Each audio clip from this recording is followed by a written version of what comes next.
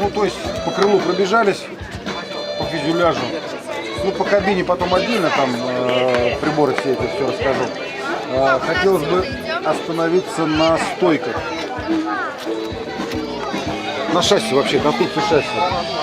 С хвостовым управляемым или неуправляемым колесом. Ну, то, что оно самоориентируешься, это естественно, по-моему, да?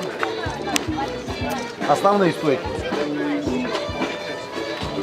Рессора, также композитная. Уборка, выпуск, уборка механический, ручной полностью. То есть убираем, выпускаем, все руками. Стойка куда переходит? Стойка переходит по оси примерно в это время, в это место.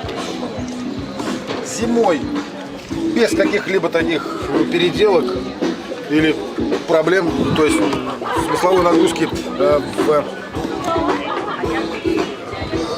перевоза самолета куда-то там на фабрику или еще что-то нет, можно поставить шасси легко в полевых условиях и летать на шасси, на лыжах, пардон.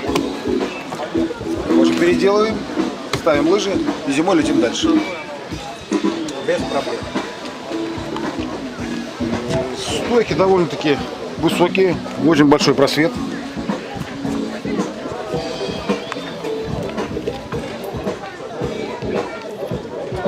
Вот просвет.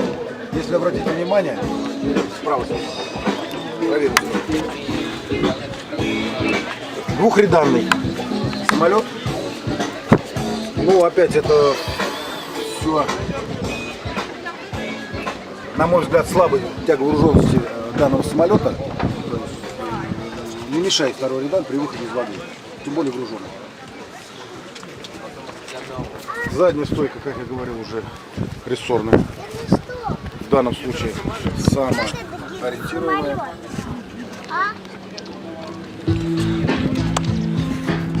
Можно ставить управляемую от педалей. Думаю, даже удобнее с ней при рулении по грунту, да и, наверное, по воде тоже.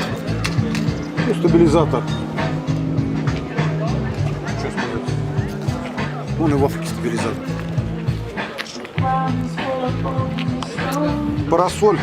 Вот сейчас забыл сказать про троса. Ну, издержки, да, это может быть выглядит с эстетической точки зрения не так, как хотелось бы. Некоторые неудобства, там, подход, самолет и прочее. Но с точки зрения инженера это очень и очень правильная штука. Тем более, что мы еще раз подчеркнем, тема все-таки самолета парасоль.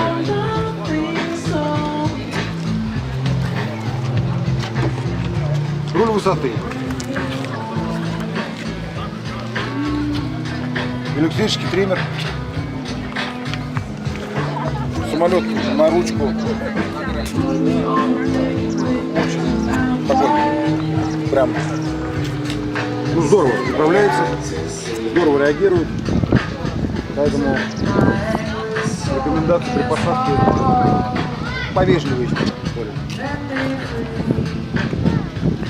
Вот отсюда, от этого, значит, вот здесь видно две горловины двух баков, один основной, второй доп-бак, перекачивающий насос стоит электрический. Дальность, ну, при экономичном режиме полета 900, ну а так, чтобы не париться, более-менее нормально лететь, там 130-140, 600 километров гарантированно. Именно это вот.